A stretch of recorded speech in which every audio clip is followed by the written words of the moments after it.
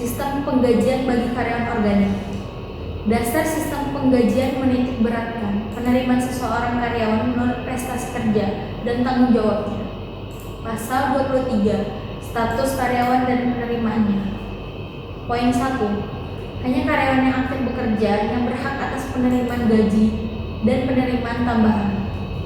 Poin 2. Ketentuan adanya masa percobaan tidak berlaku bagi karyawan non-organik dengan perjanjian kerja untuk masa tertentu. Poin 3. Apabila karyawan sudah melewati masa percobaan atau masa kontrak tetapi perusahaan belum memberikan keputusan apapun, maka status karyawan tersebut otomatis dianggap tidak sebagai karyawan lagi meskipun perusahaan tetap memberikan pekerjaan dan gaji. Pasal 24. Kenaikan gaji dan pangkat. Poin 1. Setiap perubahan naik maupun turunnya tingkat golongan dan atau tingkat jabatan karyawan organik maupun pengangkatan non-organik menjadi karyawan organik dan kenaikan gaji berdasarkan hasil prestasi kerja dan atau bertambahnya tanggung jawab pekerjaan serta kemampuan perubahan diatur dalam peraturan sendiri. Pasal 25. Lembur. Poin 1. Yang dimaksud kerja lembur adalah penyelesaian pekerjaan-pekerjaan yang tertunda dan atau mendesak yang dilakukan melebihi jam kerja normal yang telah ditetapkan oleh perusahaan. Poin 2. Lembur hanya berlaku atas perintah perusahaan bagi karyawan produksi.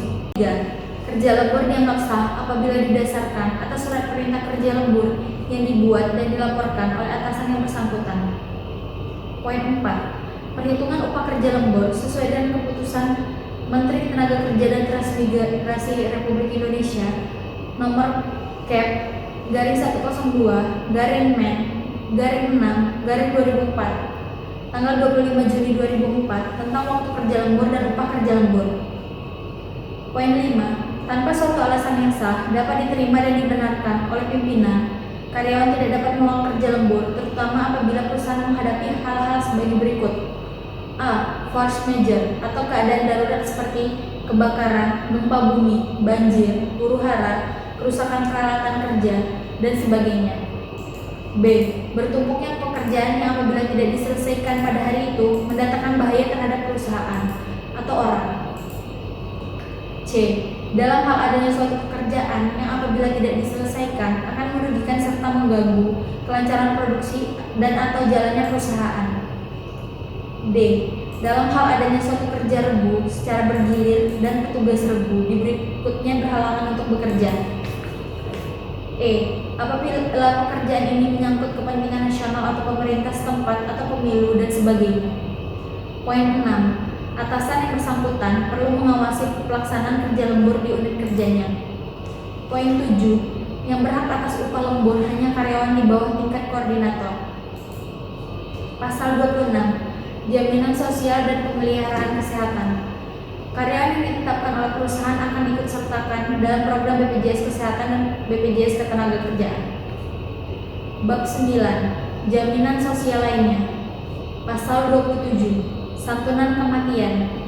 Poin 1. Bagi karyawan yang meninggal dunia dalam menjalankan tugas dan bukan akibat kecelakaan kerja, kepada ahli warisnya akan diberikan upah yang bersifat tetap dari bulanan yang sedang berjalan dan haknya sesuai pasal 166 Undang-Undang Nomor 13 Tahun 2003 tentang Ketenagakerjaan. Poin 2. Jika istri atau suami yang sah dari karyawan meninggal dunia, kepada yang bersangkutan diberikan tunjangan kematian sebesar 60% dari gaji. 3. Jika salah satu anak karyawan meninggal di bawah umur 21 tahun, belum menikah, dan belum bekerja meninggal, kepada karyawan yang bersangkutan diberikan tunjangan kematian sebesar 40% dari gaji. 4. Ketentuan bab ini berlaku juga bagi karyawan non-organik. Dana pensiun. Ketentuan dan persyaratan dana pensiun diatur dalam peraturan dana pensiun PT Hydrowater Teknologi atau peraturan pemerintah yang berlaku, dan dengan tidak lebih rendah dari peraturan perundang-undangan ketenagakerjaan yang berlaku, dan usia pensiun terhadap karyawan perusahaan adalah dengan usia 50 tahun dapat dikategorikan usia pensiun. Pasal 29. Tunjangan hari raya. Poin 1. Dengan ketetapan direksi, maka sehubungan dengan hari raya, kepada karyawan diberikan tunjangan hari raya atau THR sesuai dengan peraturan Kementerian Tenaga Kerja yang berlaku. Permen nomor 04/Men/1994. Poin 2. Untuk karyawan non-organik, disamakan perhitungannya dengan karyawan organik. Poin 3. Untuk karyawan yang masa kerjanya kurang dari 3 bulan tidak mendapatkan THR. Pasal 30. Uang pisah. Poin 1. Apabila karyawan mengukir sedikitnya 5 hari kerja berturut-turut tanpa keterangan secara tertulis atau resmi dan telah dipanggil oleh perusahaan 2 kali secara tertulis tetapi karyawan tidak dapat memberikan keterangan tertulis dengan bukti yang sah, maka karyawan tersebut dapat diberhentikan karena dikualifikasikan mengundurkan diri dan diproses sesuai ketentuan dan perundangan yang berlaku dan berhak mendapat uang pisah sesuai dengan pasal 168 Undang-Undang Nomor 13 Tahun 2003 sebagai berikut. Masa kerja 3 tahun sampai dengan 6 tahun 1 bulan upah. Masa kerja 6 tahun sampai dengan 9 tahun 2 bulan upah. Masa kerja 9 tahun sampai dengan 12 tahun 4 bulan upah. Masa kerja 12 tahun sampai dengan 15 tahun 5 bulan upah. Masa kerja 15 tahun 6 bulan upah. Poin 2. Apabila karyawan melakukan kesalahan berat mendapat uang pisah sesuai dengan pasal 158 Undang-Undang Nomor 13 Tahun 2003 sebagai berikut. Masa kerja 5 tahun sampai dengan 10 tahun 1 bulan upah. Masa kerja 10 tahun sampai dengan 15 tahun 2 bulan upah. Masa kerja 15 tahun sampai dengan 20 tahun 3 bulan upah. Masa kerja 20 tahun 4 bulan upah. Poin 3. Apabila karyawan mengundurkan diri secara baik-baik dan telah disetujui oleh pihak perusahaan, maka karyawan berhak mendapat uang pisah sesuai dengan pasal 152 Undang-Undang Nomor 13 Tahun 2003 sebagai berikut. Masa kerja 3 tahun sampai dengan 6 tahun 2 bulan upah. Masa kerja 6 tahun sampai dengan 9 tahun 3 bulan upah. Masa kerja 9 tahun sampai dengan 12 tahun 4 bulan upah. Masa kerja 12 tahun sampai dengan 15 tahun 5 bulan upah. Masa kerja 15 tahun lebih 6 bulan upah. Poin 4. Jika seorang karyawan ditahan pihak berwajib bukan karena pengaduan perusahaan, maka karyawan tersebut tidak mendapat upah, namun keluarga yang ditinggalkan diberi bantuan oleh perusahaan sebagai berikut. Untuk 1 orang tanggungan, 25% dari gaji yang diterima per bulan. Untuk 2 orang tanggungan, 35% dari gaji yang diterima per bulan. Untuk 3 orang tanggungan, 45% dari gaji yang diterima per bulan. Untuk 4 orang tanggungan, 50% dari gaji yang diterima per bulan. Untuk jangka waktu selama 6 bulan dengan memperhatikan ketentuan Undang-Undang Nomor 13 Tahun 2003 tentang Ketenagakerjaan. 10. Penugasan karyawan hubungan kerja. Pasal 31. Pengangkatan karyawan. Poin 1. Karyawan dapat diangkat menjadi karyawan kontrak atau karyawan tetap dengan atau tanpa melalui masa percobaan sesuai dengan surat keputusan pengangkatan yang ditandatangani pimpinan perusahaan. Poin 2. Karyawan yang diangkat akan ditempatkan pada jabatan atau pekerjaan berdasarkan persyaratan jabatan serta kemampuan yang dimilikinya dan kebutuhan perusahaan. Poin 3. Dengan diangkatnya karyawan tersebut menjadi karyawan tetap, maka yang bersangkutan dapat memperoleh secara penuh hak dan kewajiban sebagaimana yang telah diatur dalam peraturan perusahaan. Pasal 32. Karyawan tidak tetap. Poin 1. Sesuai dengan kebutuhan, perusahaan dapat menerima karyawan tidak tetap dengan perjanjian kerja waktu tertentu dengan berpedoman pada undang-undang atau peraturan ketenagakerjaan yang berlaku. Poin 2. Ketentuan atau syarat-syarat khusus dapat diatur dalam perjanjian kerja dan berpedoman pada undang-undang atau peraturan ketenagakerjaan yang berlaku. Poin 3. Perusahaan berhak melakukan pengecualian dalam dan untuk hal-hal tertentu bagi karyawan tidak tetap yang dituangkan dalam perjanjian kerjanya.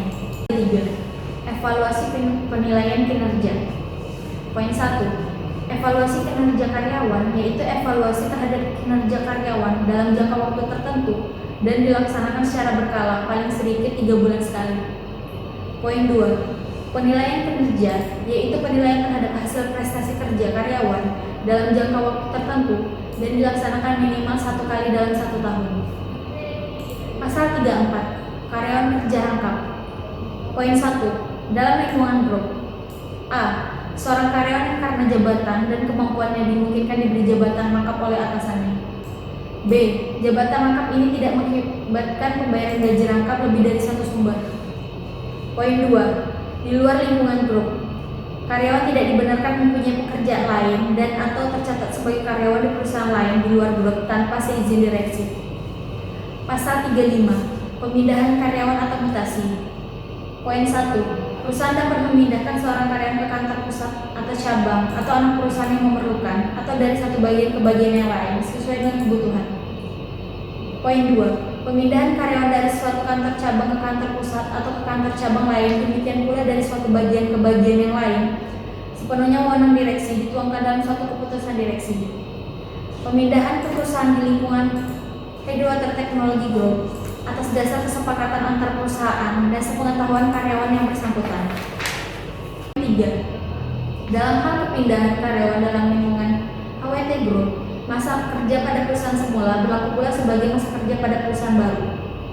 Poin 4. Pemindahan tersebut adalah untuk kepentingan dinas dan dalam hal kepindahan dari suatu kantor cabang ke kantor pusat atau ke kantor cabang lain, semua biaya kepindahan karyawan dan keluarga tanggungan, demikian pula barang-barang pindahan yang dianggap layak, dalam hal ini ditanggung oleh perusahaan tujuan. Poin 5. Karyawan yang menolak keputusan pindah tanpa suatu alasan yang layak dan telah diberikan surat peringatan terakhir dapat diberhentikan melalui prosedur perundang-undangan yang berlaku dengan memberikan kompensasi sesuai pasal 161 Undang-Undang Nomor 13 Tahun 2003 tentang Ketenagakerjaan. Pasal 36. Karyawan yang diperbantukan. Poin 1. Perusahaan menurut kebutuhan dapat memperbantukan seorang karyawan ke kantor pusat atau perusahaan dalam lingkungan HWT Group dengan kesepakatan karyawan yang bersangkutan. Poin 2. Selama status diperbantukan, karyawan yang bersangkutan tetap terdaftar sebagai karyawan kantor atau perusahaan asal dan masa kerja di tempat tersebut.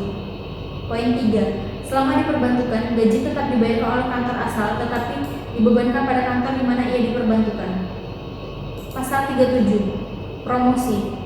Poin 1. Perusahaan akan memberikan kesempatan kepada karyawan yang memenuhi persyaratan untuk dikenaikkan pangkat dan atau jabatan lebih tinggi didasarkan kepada A. Kebutuhan organisasi, B. Kompetensi karyawan, C. Penilaian kinerja, D. Syarat administrasi.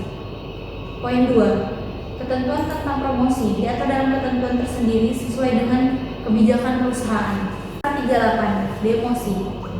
Poin 1. Perusahaan dapat mengambil tindakan berupa pencabutan atau penurunan pangkat dan atau jabatan dari karyawan yang melakukan perbuatan yang melanggar peraturan tertib kerja, aturan kedisiplinan, tidak memenuhi standar kerja atau tidak berprestasi. Poin 2.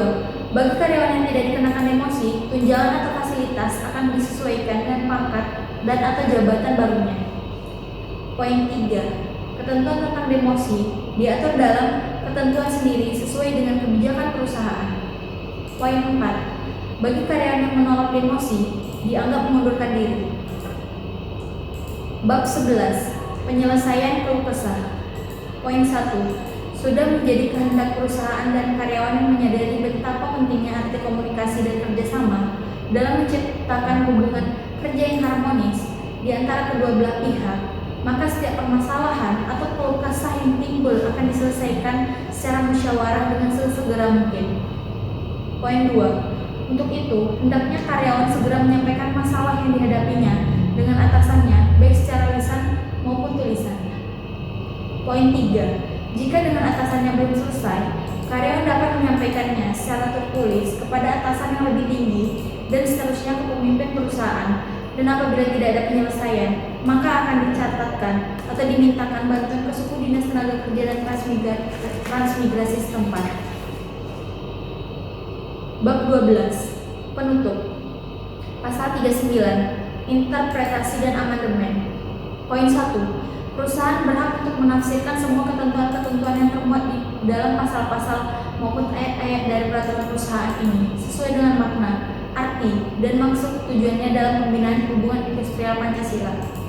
Poin 2. Peraturan pelaksanaan yang sekiranya diperlukan sehubungan dengan peraturan perusahaan ini akan ditetapkan dengan surat keputusan direksi. Pasal 39. Penutup. 1. Naskah peraturan perusahaan ini dibagikan kepada setiap karyawan HWT Group. Dengan demikian, setiap karyawan dianggap telah mengetahuinya. Poin 2. Peraturan perusahaan ini berlaku selama 2 tahun sejak disahkan oleh Dinas Tenaga Kerja dan Transmigrasi Provinsi DKI Jakarta. 3. Dengan ditetapkannya peraturan perusahaan ini, maka ketentuan-ketentuan dalam peraturan yang terdahulu yang bertentangan dengan peraturan ini dinyatakan tidak berlaku lagi. 4. Apabila ada isi peraturan perusahaan perusahaan ini yang bertentangan dengan ketentuan yang berlaku, maka batal demi hukum. Undang-undang yang diberlakukan adalah sesuai ketentuan perundang-undangan yang berlaku. Jakarta, 21 Agustus 2018. Dari peraturan perusahaan PT Hydro Water Technology, semoga peraturan perusahaan ini dapat menjadi acuan bagi rekan kerja semua dalam melakukan pekerjaan.